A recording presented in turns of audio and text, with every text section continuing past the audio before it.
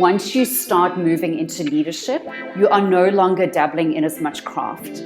So be sure that you feel as a creative, you have said what you have wanted to say and that you have moved your craft to the best of your ability and that you're ready to step away from the craft a little bit.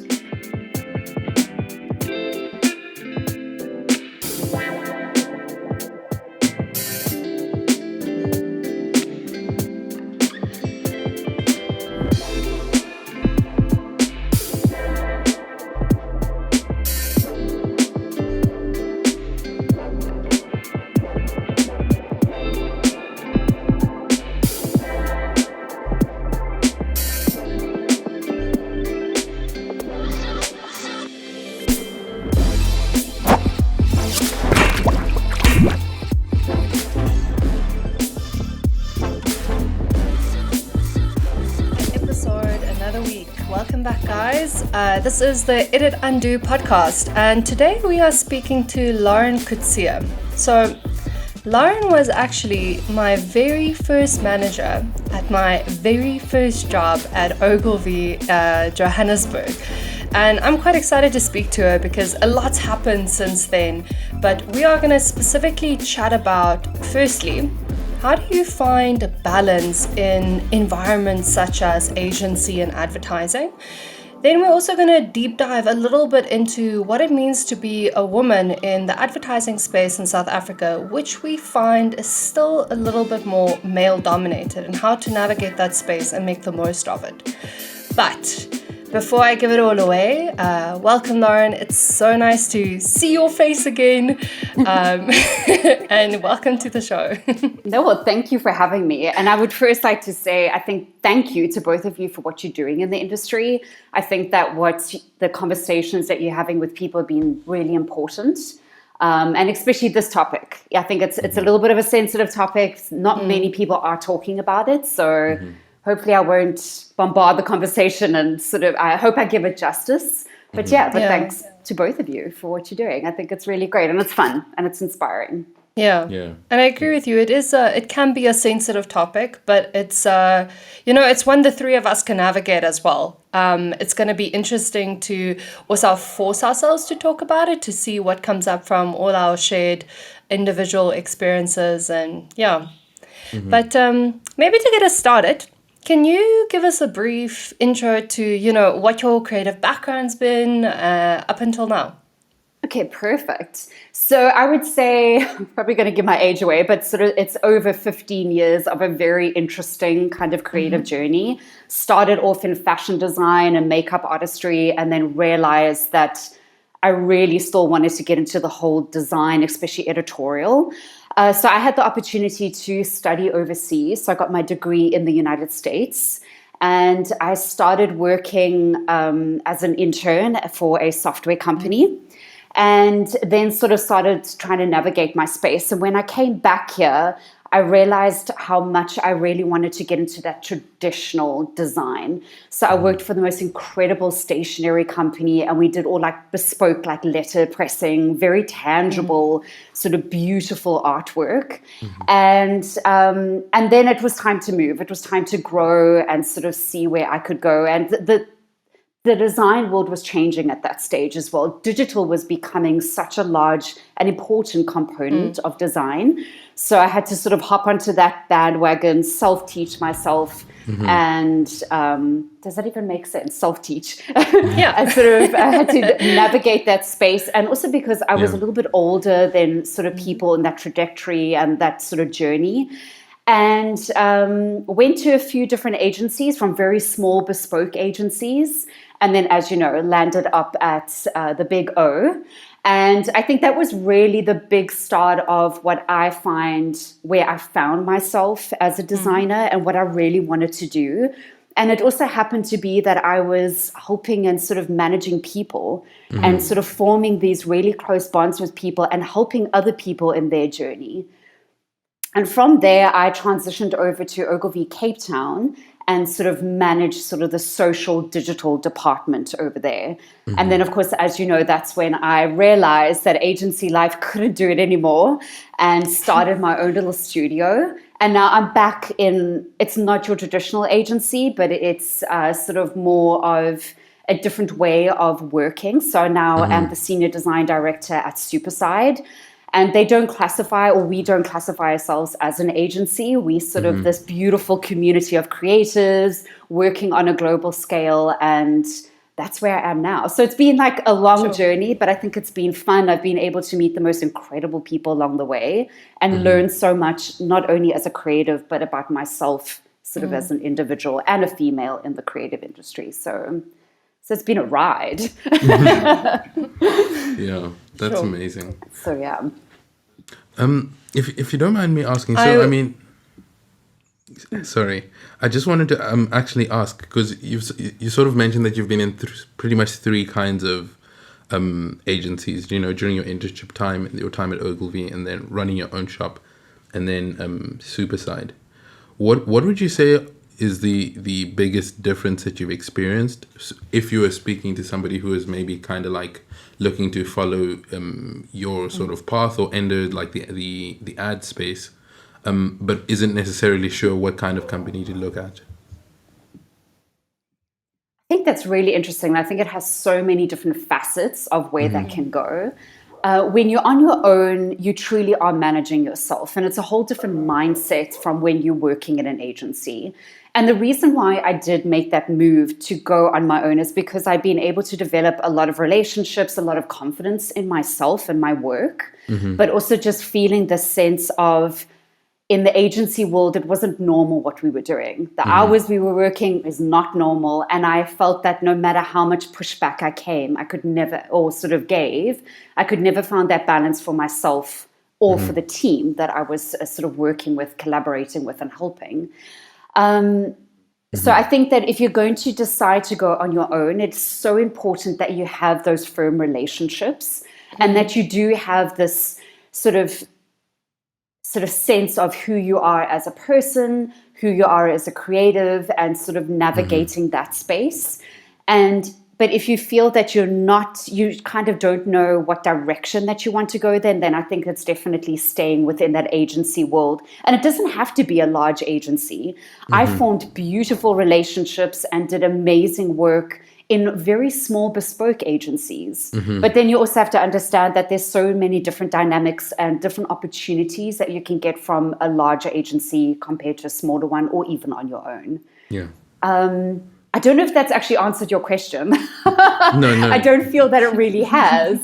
But it is, yeah. And I think the internship was also, if we had to touch on that, was one of the best things that I ever did. Because even though it was a really struggle of that time management, because I was studying really long hours, but I needed to make an income to sort of pay for my studies, it really taught me about being a part of something. And I realized, like, this really is what I want to do. And maybe that's what's the really sort of beautiful star point of being in an internship, is you can sort of decide, is design actually going to be for me, or is this world going to be for me or not? And you haven't sort of stuck yourself in this crazy world. And it was almost also that sort of dipping your toes into the water and preparing yourself for big agency life. Because it's nuts. I mean, if we all look back at agency world, it's crazy. It's a planet that you can't describe. It's wild. It's stressful. It's beautiful. It's, you know, you have those days where you love what you're doing, you love the people, and the next day you're like, what am I doing with my life? Very bipolar almost. Completely. Really, it is. And I think we've all had those conversations. Like, you sit down with the person that's sitting opposite you, like, what are we doing with our lives?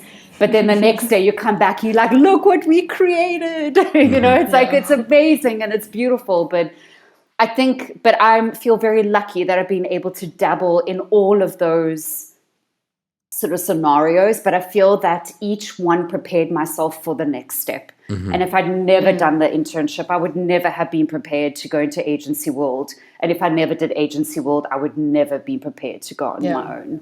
So I can definitely say I agree with you on that point, and especially for any youngsters listening, I found that an internship completely changed the start of my career. And for instance, for me, I did an internship in my second year of varsity, and I was on the route of traditional brand media and communication design.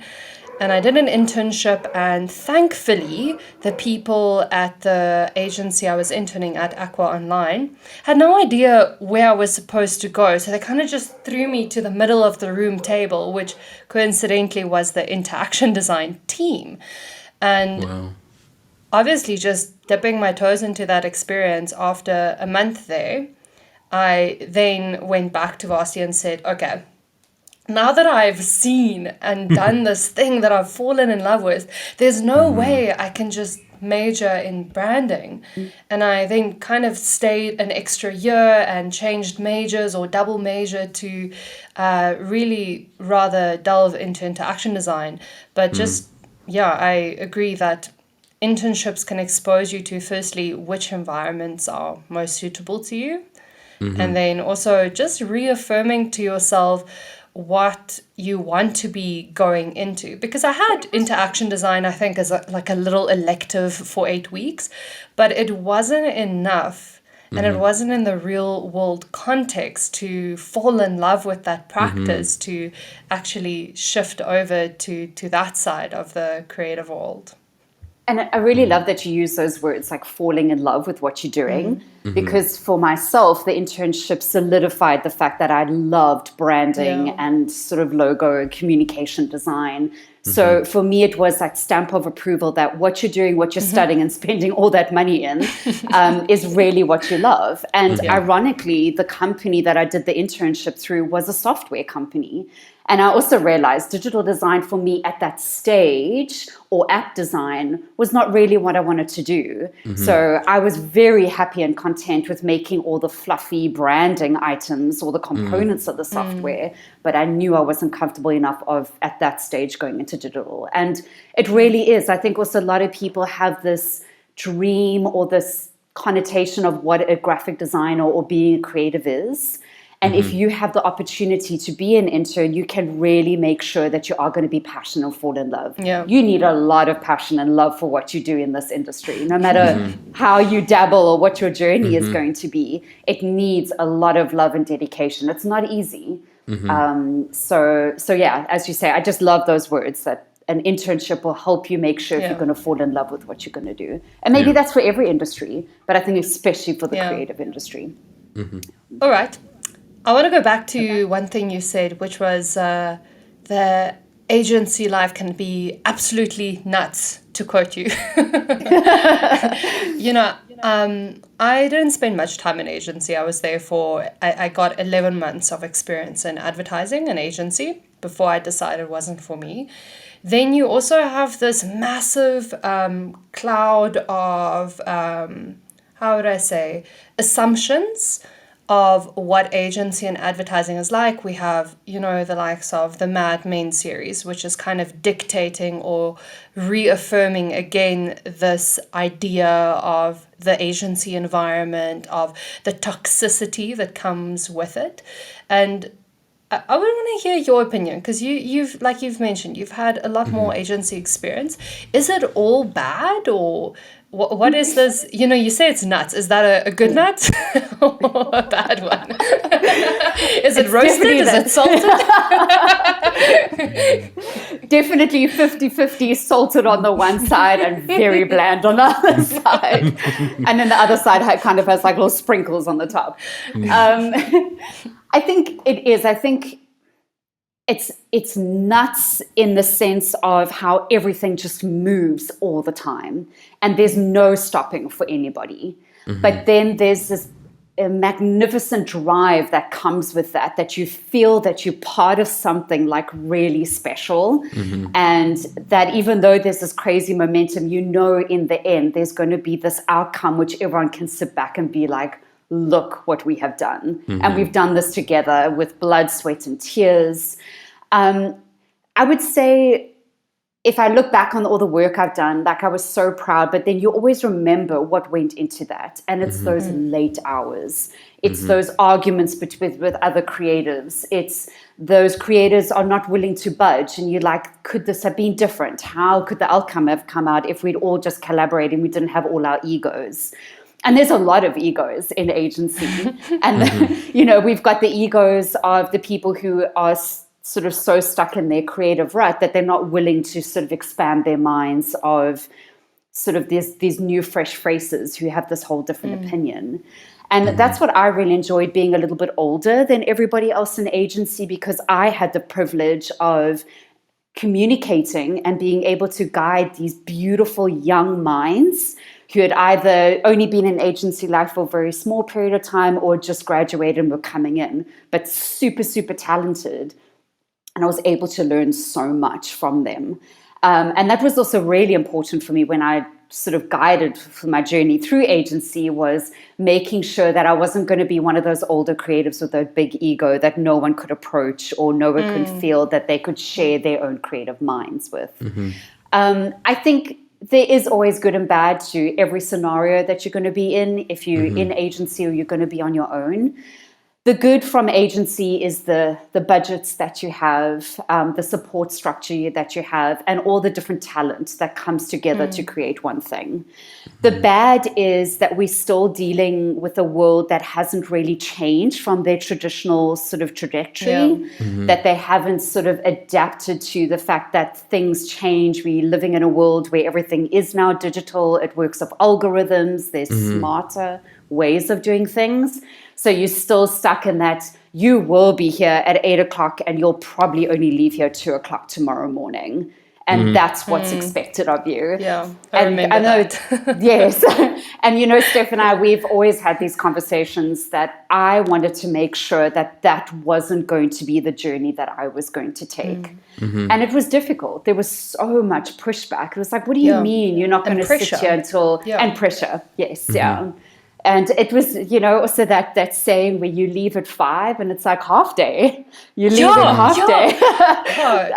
I would be a millionaire if I counted the amount of times people told me that. But it was so important for me not to have that kind of world, because it's not normal. It's not normal for people to be working those amount of hours. Even though there's some projects, it's beautiful. That magic that happens between like 12 and 2 in the morning. But even saying that out loud, isn't that wild that that's just become so normal for us? That it's that's just normal. Like it's expected of you. But so for me, that was the bad. It was of not being able to normalize the fact that we could work sort of normal hours, or that maybe we could find a new and more efficient and effective way of working instead of this old school sort of path with this is how it's done and this is what's expected of you. That's very interesting. I mean, I spent about 2.5 years in agency as well. And a lot of the things that you're saying are resonating with me. So I've got a bit of a question about how you handled that, because I'm sure there are other people who are in a similar kind of situation and maybe are asking themselves questions about how they might get like work-life balance. And you mentioned the fact that you sort of drew boundaries for yourself. Like, how did you actually go about sort of establishing those boundaries and maintaining them? Because in a sense we can kind of like smile and laugh about it, but at the same time it's like for some people they sort of feel stuck in that situation. And so like, what would you say from that perspective? I think it was definitely sort of it came with time, but I definitely learned what I wanted for myself and the lifestyle that I was living. So it was being with someone who was going to be my life partner, sort of navigating a space of what happens outside of agency, what happens when I leave these doors, and what do I want to do before that and after that to have that balance. Of course, at that time I was living in Johannesburg, so we all know your days are extended because of the amount of travel that you have in a day. So at those stage, I was waking up at 4:30 willingly because I decided I wanted to start my day with exercising. That was like really important to me. I felt that if I didn't exercise, I was just a miserable person. So that was the way I started my day, and of course getting to work. But then also after, it's like, what is going to happen? What are my responsibilities when I walk out this door? And for me, it was going out to dinner with my boyfriend or going home and preparing dinner, because that was the way that I found my balance after my crazy day. And it was hard because a lot of people couldn't understand it, but it was also about setting those boundaries from the beginning, saying, unfortunately, I can be flexible at times, and I'm still like this. I can truly be flexible, especially because we never know how a project is going to go or what deadlines or what might happen. But for the majority of the time, these are the hours that I prefer to work, putting in 120% during those hours. And this is the time where, unfortunately, I need to focus on myself. And you get that pushback. But I found if you set those boundaries from the beginning, people are a little bit more flexible, but also you showing your flexibility, not being so headstrong that it's like, well, Lawrence was not willing to like move or sort of help us out when we really, really need her. Yeah, so as I said, but it was, there was so many, as I said before, so many times where I left even at like 6 or 7, and still even that was like half day, like, you know, but I was always there on time. I was either there earlier or also flexible to like answering emails later at night, but at least then you're still in your home setting. But as we've also learned, that has now changed sort of after the pandemic. We're now in a more remote world, so it's easier to have that balance. But set your boundaries from the beginning, no matter where you are or who you are, what your family structure, what your lifestyle might be like. But it's about finding things outside of agency life to find that balance. I think that's probably from like my observation, maybe that's why it's so difficult for especially the younger people in this environment to find that balance, because you were referring to the, you know, your partner that you have, and you already have a sense of self, or at least a strong sense of self. What do you value? You have very strong values set for your life already. Whereas let's say you're fresh out of varsity, maybe this is your first or second job, maybe you live alone, so you don't have someone to go home to, which makes it very easy to say, cool, I'll just stay at the office or stay at the office bar until late, because there's my home little empty shell of apartment to go to, which makes it a lot harder to get to the point where you are at. But one thing I wanted to ask was, or talk about, is that you said it's very important to establish boundaries from the get-go. But I do find that when you first join a team or an agency and the environment is very social, there is this environment of every day after work, why don't we all just go have a drink or, you know, chill out at work a little bit? How can you give someone advice, or how did you navigate this? Because I personally, I was still very young. I was 21 when I joined Ogilvy as well. And it felt like a lot of pressure to say from the beginning, oh, I'm not a social person. I only drink when I'm on a wine farm. And not feel the pressure of going to the bar every afternoon because it's my first week and I'm really trying to make an impression and impress people, you know, in a new team, and know people, get to know them.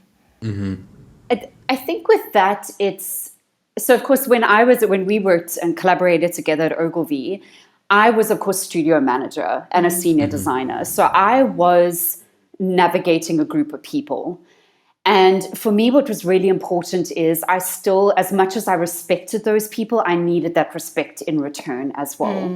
And I also had to find that balance of the team still needed to feel like I was approachable, but they also needed to still feel, okay, Lauren is still guiding my journey here. She's guiding our projects, and she's still sort of managing this whole team.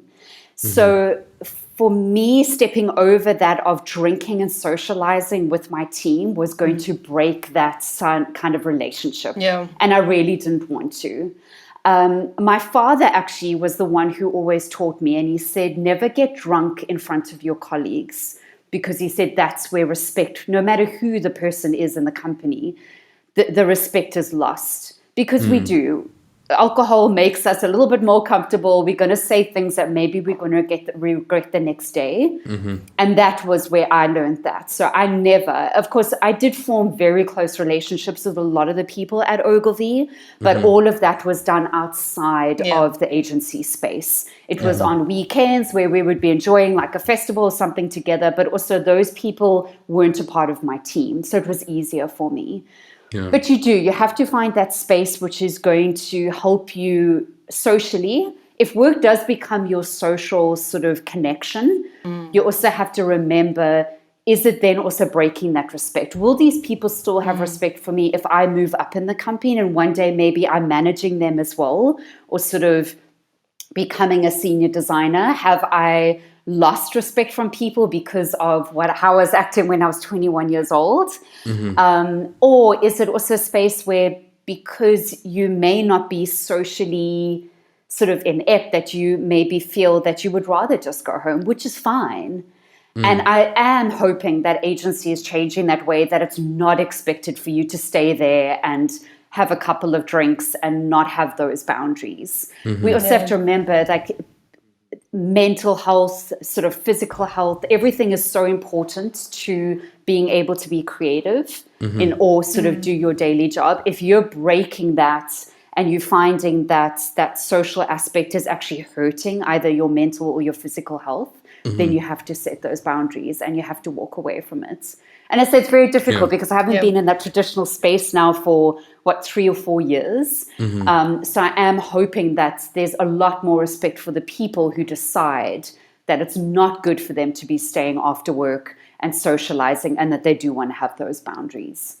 So yeah. But it was difficult because sorry to interrupt, Elfie, but I was often came across as being very hard, sort of very unsocial, or look at Lauren, she never wants to get involved, but I needed to have those boundaries, even if no one understood them or joked about them. It was really important. And I feel very proud of that, that I was able to do that. And I can count on one hand the amount of times that I stayed at agency and had a beverage, and it was normally a sparkling water or something ridiculous. Like, please don't get me wrong, I enjoy an amazing glass of wine or perhaps a bottle of wine, but it was so important for me to set that those boundaries and to keep that respect and integrity of the people that I worked with. Yeah, I think that's you've touched on a few really, really important things, and I think especially when you're kind of like young and getting into the industry, it's not clear why you need to have those boundaries, because you've come from a life where your life is go to class and spend as much time as you can socializing, and that's and I'd say for the typical person who goes from varsity to advertising, like that has been their life for a long time. So it's not clear why you actually need to set those boundaries. And it's not even immediately evident when you first start working. Just because, there is like sort of people at different levels, but in an advertising agency, there's sort of like a inviting sort of atmosphere to it. Like, it's kind of like, let's all go have fun together in the bar. And it's like, it's sort of the same sort of setting, but it means something different when you're a working person. So you're saying when you kind of are like in the working environment, you can have a lot of your friends be in, like, people, your social circle becomes the same people that you work with. And that's actually one thing that I wanted to talk a little bit about, because when I was in agency, I sort of tended to see that starting to happen. And then it sort of makes a boundary of when you're talking about work and when you're in a work mind frame and when you're socializing, it makes those lines really blurry. And like, as you were sort of speaking, I just wanted us to focus a little bit on, even if it does happen that the majority of your social circle is in your work, the importance of developing a social circle and a life outside of work. Even in the early stages of your career, it is good to be passionate about the work that you do, but humans are sort of like multifaceted beings. Like, it's it's there are very few people who can live a fulfilled life that's truly focused on work. I don't know if you've had any thoughts on the matter, or kind of like encountered anything on that front. You are right. And I think it's also creatives, we are so passionate about what we do. And our work is actually also like there's an emotional component to it as well. It's not just as simple as clicking a few buttons and sort of putting something together. When it came to the boundaries, I think also because of my position at the time, that those boundaries were so important because at the end of the day, I still had to guide projects. There had to be sometimes that hard iron fist of like, I'm sorry, but you haven't done your job properly. And if those boundaries are blurred, it's very difficult to either get that respect or get a good outcome that's going to be productive for either the client or for the agency. I think what I also did is I found another passion outside of being creative, and it's mountain biking. I mean, it's so far removed from the agency life. But I found a passion, and when I lived in the States, it was snowboarding. So it was something active, and that might be something really different for other people. They might find that maybe it's still creative, but maybe it's painting, or it's something that's far removed from what you are doing every single day at agency.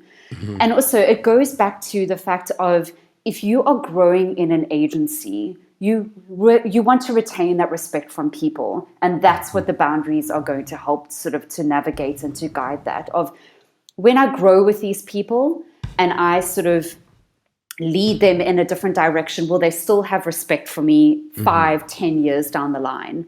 And I think we also have to remember, as large as the agency world is, especially in South Africa, it's actually very small. And people talk. People say things, and it can either be positive or it can be really negative, and unfortunately it can hurt you down the line. And people can lose respect for you so quickly, and you never want that to happen. So setting those boundaries from the beginning, making sure there's no blurred lines. I think what's also really important to remember is if you are working and collaborating with people for 8-10 hours of your day, and then you're socializing with them, what happens when there's a bump in the road in that social aspect, and then you still have to sit with these people for 8 to 10 hours a day? It might be something that you cannot repair from a social aspect. Something happened personally between the two of you. You disagreed on something, got really ugly, and now you still have to partner and collaborate with this person. So there's so many facets to making sure that you can set those boundaries, that you can sort of make sure there's no blurred lines. But then also you need people in the agency that you think, wow, like this is an amazing person that I feel that I have like this incredible connection to out of work. But then just make sure, yet again, am I collaborating with this person all the time?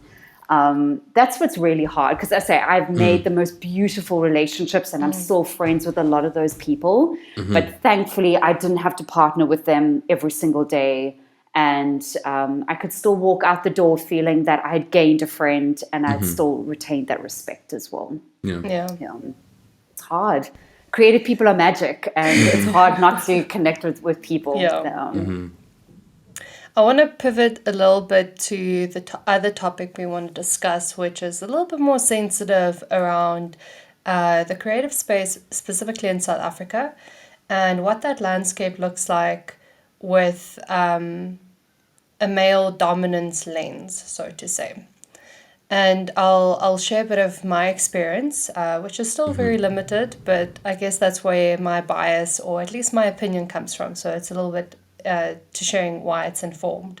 So I started my first job at Ogilvy, a big agency, and I think we only had male creative directors at the time, which doesn't say anything about the agency. So I'm not going to name drop a lot because I don't want to give shame to the actual brands and agencies I worked with or worked for, but rather speak about the general creative landscape within South Africa. So they were mostly, or actually all of our creative directors were male at the time. So they weren't very senior females. Then when I started freelancing with a few big clients within South Africa and consultancies as well, I'm thinking back, and I was doing this just before I was asking the question, and every single one, the team I engaged with or the senior who I needed to review with, who briefed me, who I collaborated with, all of those were male. And now I'm thinking back, and yes, it's easy to say, no, this space that we are, our profession, our landscape of creativity in South Africa, it's not as male dominated anymore. Maybe that's true. It's not as male dominated.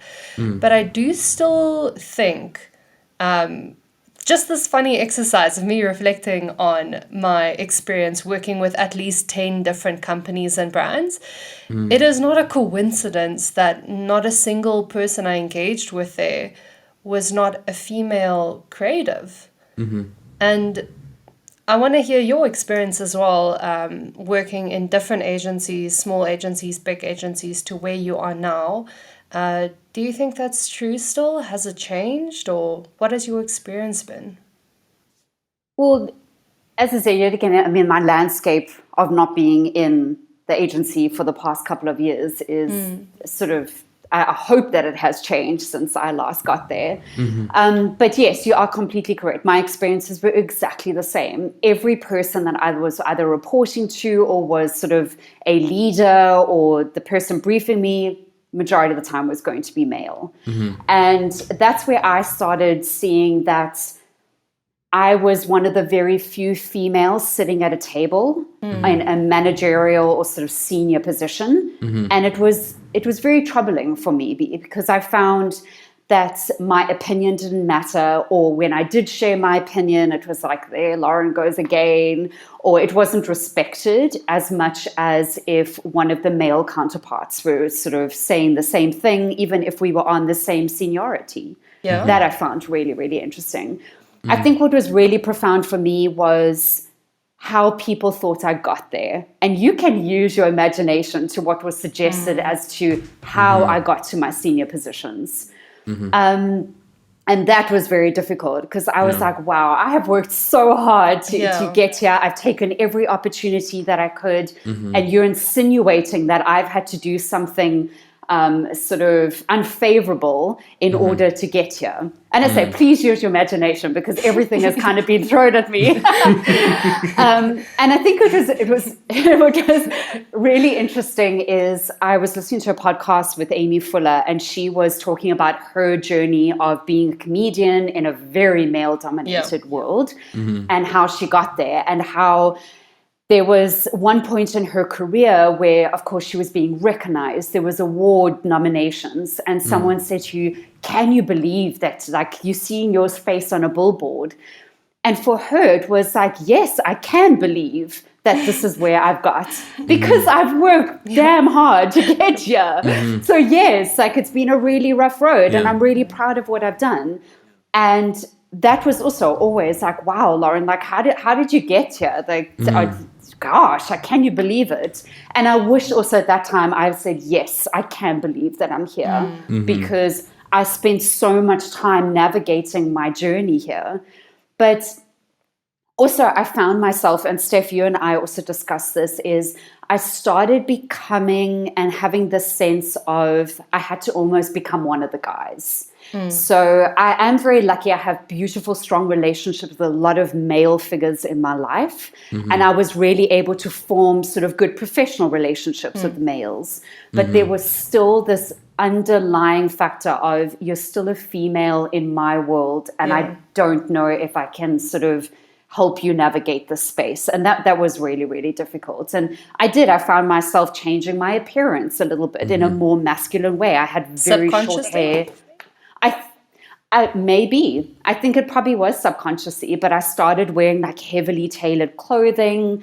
I cut my hair very short. I took on this more masculine approach, and I found that I was being respected a little bit more, which is like when I think back at it now, like, was I doing that intentionally? Yeah. Or because I started seeing that people were respecting me a little bit more, that then I just continued to do it. But I think it's so difficult. And I think what's also really difficult is the few females that I had the opportunity to work with who were a lot more senior than myself. I personally didn't have respect for them because I felt they were still navigating more of that masculine space and not finding that balance of let's have equality for everybody. So I think it is going to be very slow. I think we are seeing a massive improvement, but I think it's still up to females and males to have support for both males and females and to find that equality. We both have to work very hard. It's all about having respect for everybody, no matter who you are, and respecting how each individual has come to their place in agency, and also just having sort of the respect of who they are and what they can bring to the table, no matter if they're male or they're female. That's what's really, really important. And I hope that there is going to be a change. And I think what's also really important is the education value of bringing females into senior positions who deserve to be there, not just to say on a piece of paper, we have X or percentage amount of females in the space. It's like females who have truly deserved to be there. Because of what they can offer, because that's also where the respect is really going to start coming in. Not just to fill that diversity slide in the year-end presentation.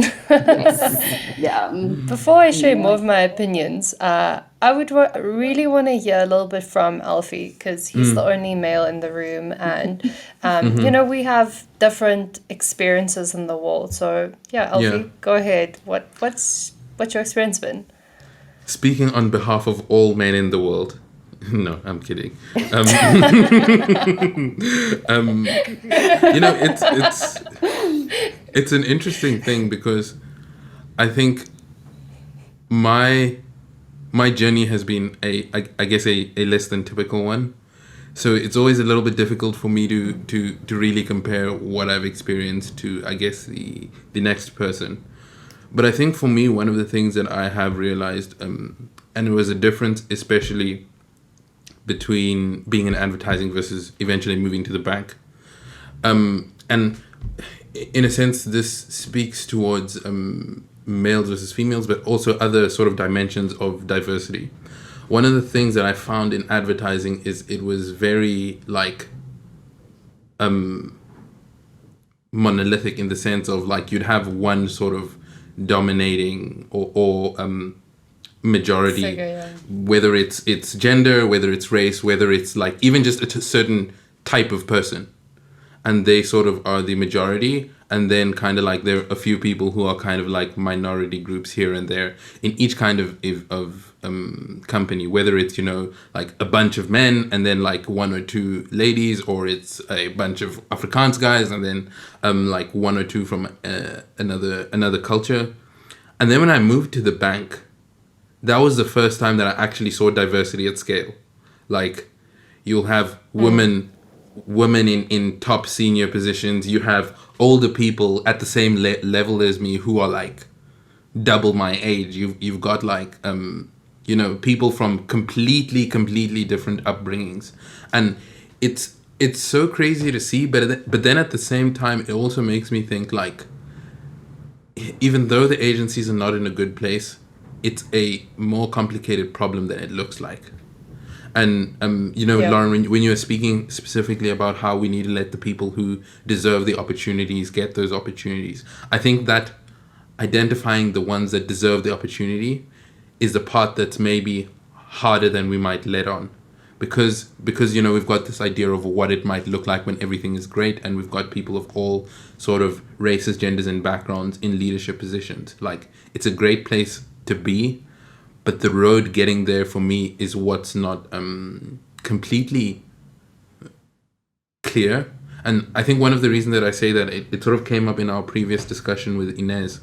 She runs a non-profit organization for ladies in the UX space.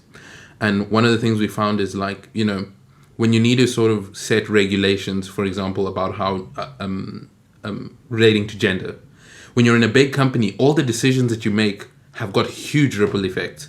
it affects your bottom line, it affects your employee base, it affects the interpersonal relationships between people.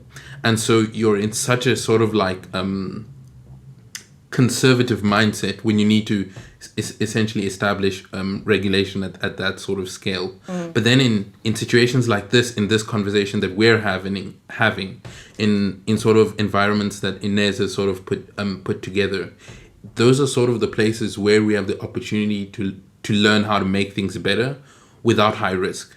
And I think things like that are so important. And, it speaks maybe indirectly to what you were mentioning, Lauren, about having things outside of your work that you do. Because the way we learn how to treat each other with respect is not only in the workplace, it's also in our interpersonal relationships and in the activities that we do outside of work. And we learn how to deal with each other in those sort of spheres. And then we can bring those learnings to the workplace. And so for me, like, I think going to work at ABSA was amazing because I realized I had a lot of biases that I didn't know about. Like, I didn't realize that I majority only worked with young people. And then you sort of step into a space where they're like people who are like, okay, I need to go and pick up the kids now. And I'm like, that's not something that I'd encountered before. And it's sort Off day. Exactly. That would be the standard reaction. How dare you? So I think it was interesting to sort of see what things look like in a situation where diversity is not a huge issue, and diversity of all kinds. That's my 2 cents on the matter. And there's so many things that you were saying there that were kind of like triggering all these like ideas, and you want to like write them all down, like right on this topic.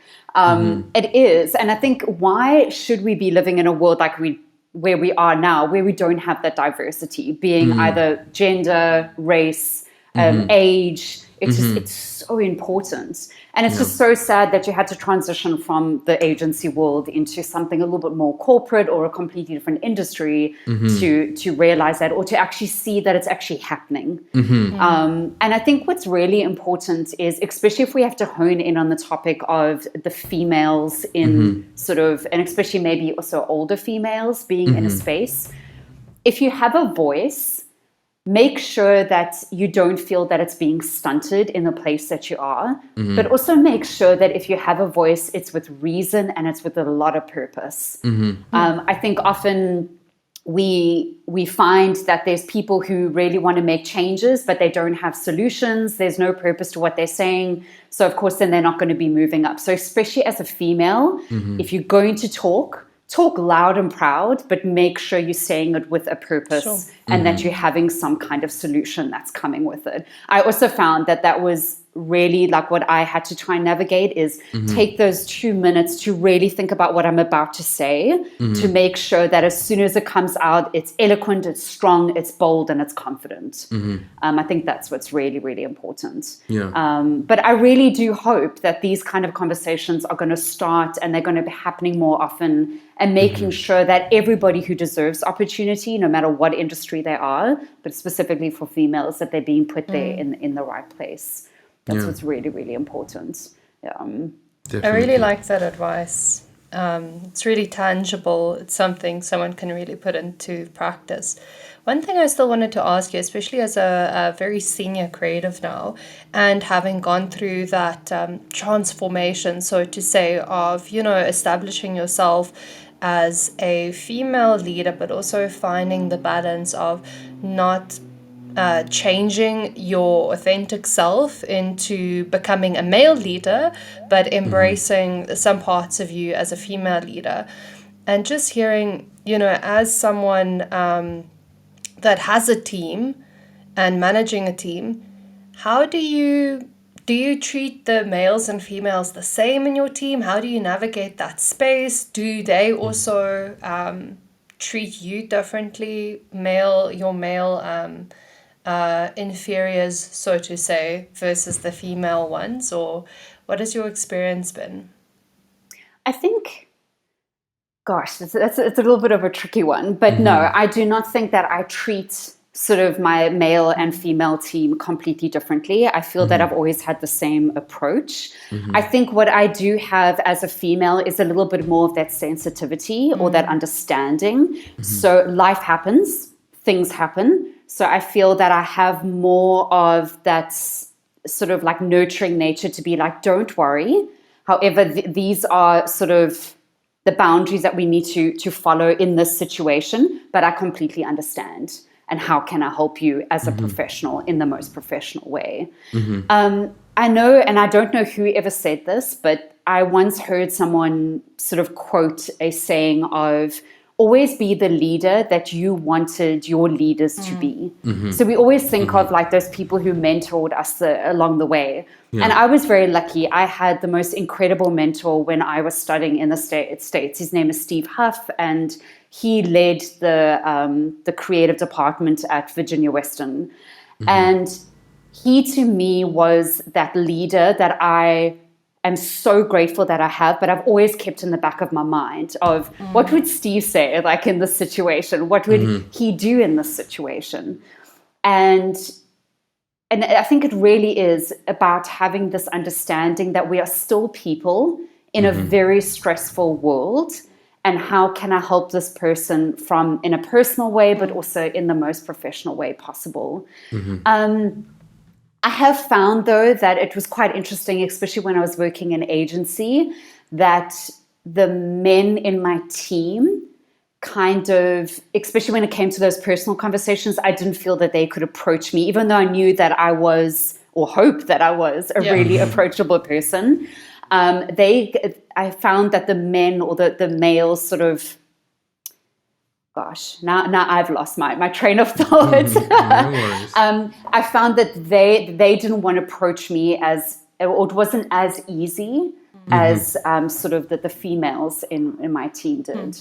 And I thought that was quite interesting. And even if I was like super, like that we had like good sort of communications and we had like a good energy together, that we could collaborate really. It was when that personal life came in that it was a little bit more tricky. And maybe it was them also not wanting to overstep any boundaries. I'm not too sure.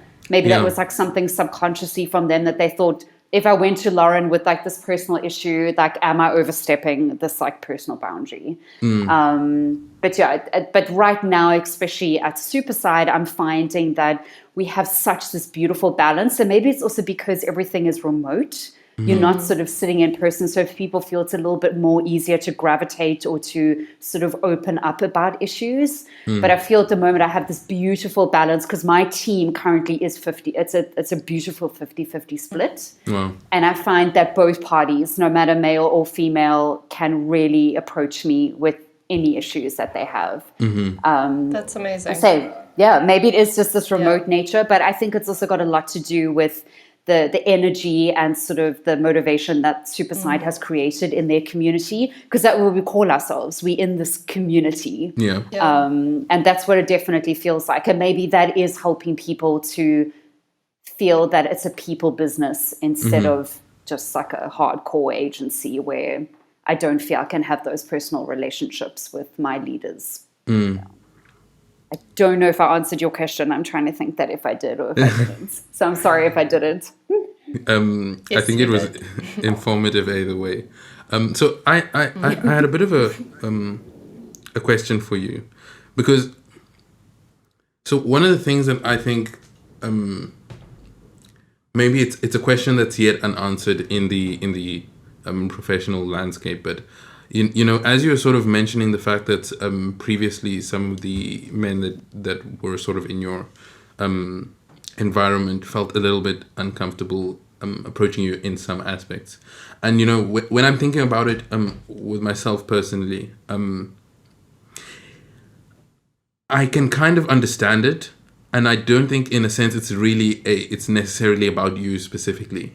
You know, if you've kind of been in a working environment before, and it was, let's say, a very like a place that did not have many women in it, you wouldn't have had to engage with a woman in that specific kind of context. So you've got almost like no previous experiences to call upon on like what the social graces are, how to like correctly engage, and how to do so respectfully without breaking boundaries. But then at the same time opening up, because I think opening up in a professional context already is uncertain ground, regardless of whether it's a man or a woman.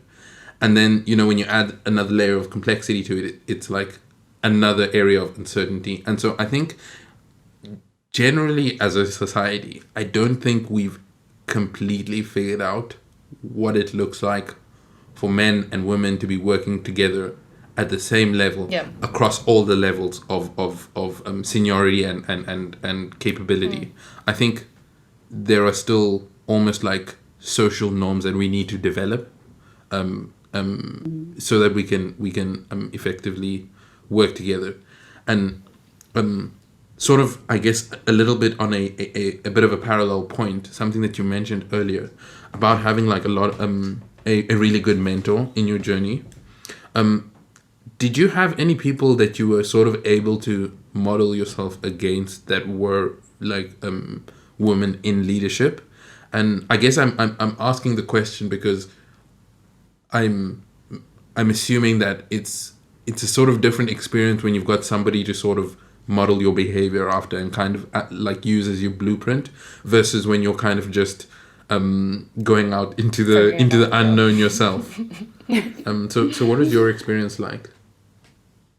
I think it's such a beautiful question, and I do hope that in the future there's going to be sort of females that have a completely different answer. But I had absolutely no females at all that I could look up to and be like, that is definitely the kind of leader, especially sort of identifying as a female, that I would like to be. It was definitely influences outside of the creative world, but it was never someone directly sort of in my realm or in the agency I was working at. And I think what was really sad is at one of the agencies that I worked on, there was a female MD, but unfortunately, there was not a level of respect that the majority of the people in the agency had for her. And I think that's so sad. Like you think, amazing, like someone's at a global agency and they're a female, but they had no respect. And it was also because she was navigating a space of how your traditional agency sort of space had moved forward, and in a very male sort of kind of blinkers or blinders. She had like male blinders on. So she thought like a man, and she did everything sort of to make sure that she still remained one of the guys. So as I say, I really do hope that there's going to be a lot more females who can say, especially in agency or the creative world, I have this incredible leader, or there was this leader that I collaborated with, and that's who I would really love to be, or sort of establish myself as a leader in that same way. So it was completely outside. But even if you think of, if we're looking at sort of in like culture or movies, all those all those female sort of roles, like we think of, this is such a silly example. I was just about to say that. If we think of Meryl Streep's role in Devil Wears Prada, or even Anna Wintour, I mean, she's known as being brutal and like harsh. And even though she was a female, she sort of navigated in like your traditional, like this is how a man would sort of guide a company. So Steph, I'm so glad that like we were on like that same wavelength, but that's sort of the roles or the leaders that the females have been brought up kind of seeing. And I know it's changing. I do know that it's changing.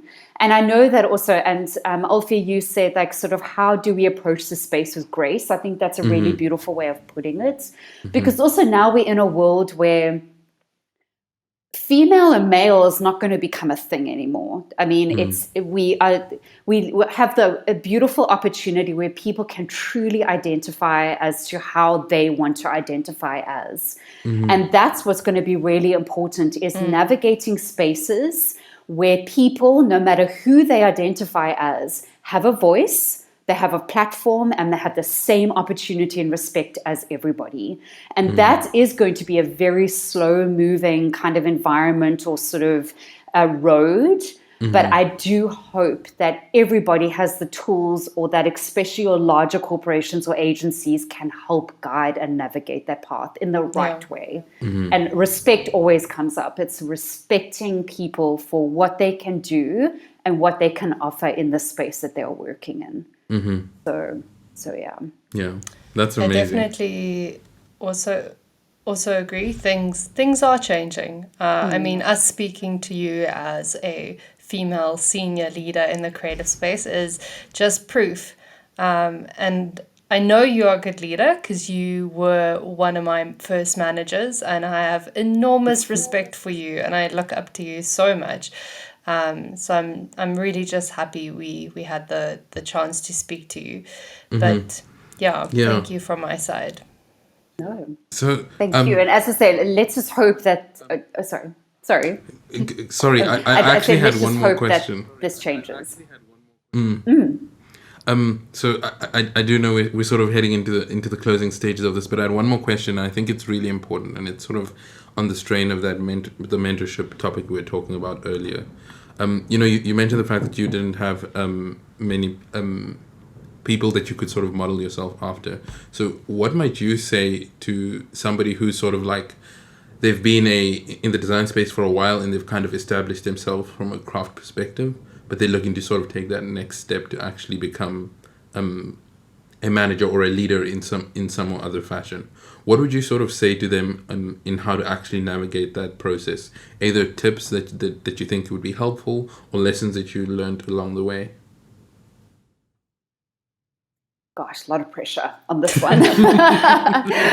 I think you do have to remember that once you start moving into leadership, you are no longer dabbling in as much craft. So be sure that you feel as a creative, you have said what you have wanted to say, and that you have moved your craft to the best of your ability, and that you're ready to step away from the craft a little bit. Being a leader is not only just about knowing good design, but it's about knowing how to be good to people and making sure that you can help them. And it takes work. It takes time. A lot more people will need a lot more of your time than others will. So that's the first thing for me, is make sure that creatively you have said what you wanted to say, and that you are ready to step away from the craft. And that's hard for a lot of people. Yeah. It is so difficult. And that also applies if you're going to be opening or freelancing as well. 80% or 70% of what you do is your craft, and the rest of that, like 40 or 30%, is going to be admin, and it's going to be dealing with people, and it's going to be forming relationships and promoting yourself. Yeah. But make sure that you are confident in yourself and in your voice, and that you know that you can be, yet again, that leader that you've always wanted or that you've respected in the past. I think it's also very important to don't be afraid to ask for those opportunities. I think a lot of times, a lot of creatives just get stuck in that rut, and like 10 years down the line, they're like, gosh, I'm still just a designer. Like, what have I really done? So make sure that you're always sort of keeping those feelers out for something different and for something new, or finding those gaps. Where's there a gap in my team where I can actually fill it as a leader, or I can start sort of moving forward in my relationship my journey as being a leader. That's what's also important. But you always have to keep your eyes open. And also in how fast our sort of industry works, never feel that you're always tied down to one agency, because the agency that you're in right now might not be able to give you the opportunities that you either deserve or that you really want. That's what's really, really important. Yeah. And also collaborate and make sure that you are connecting with leaders that you respect, even if they're not a part of your team. Be open and ask, like, hey, like, Alfie, would it be okay if I come and sit in one of your meetings? You can learn from those people. And they will respect you for that, of wanting to learn and grow. But make sure that you guide your own path. No one else is going to guide it for you, unfortunately. Especially with larger agencies, I hate to say this, but you are just another number.